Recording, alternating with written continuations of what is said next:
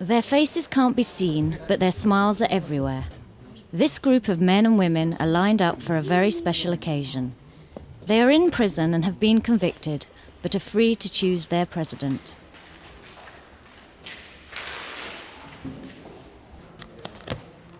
Gleno in Emera district is one of only 2 prisons in Timor Leste. It is about 50 miles from the capital city of Dili. 29 prisoners in Gleno exercised their right to vote on election day.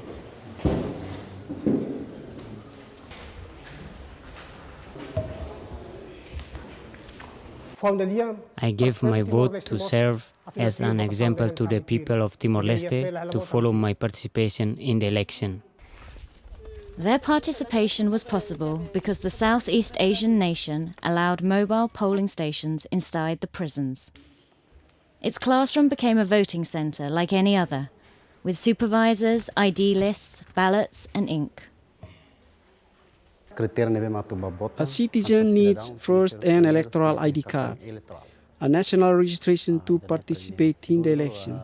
There are 33 prisoners here in Gleno, but only 29 voted because the others do not have the necessary ID.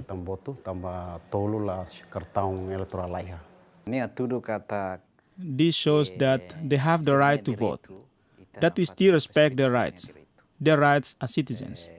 Because we all know that our country has ratified many human rights conventions.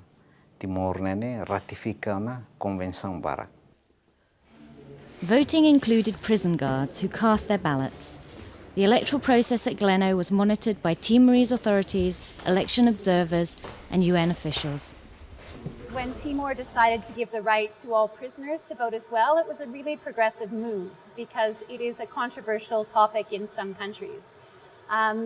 What the United Nations Human Rights Committee has said is that you're allowed to limit the right to vote, but only if it's reasonable, objective, and proportionate. And they found that completely prohibiting prisoners from voting isn't a legitimate move. They still remain members of their society.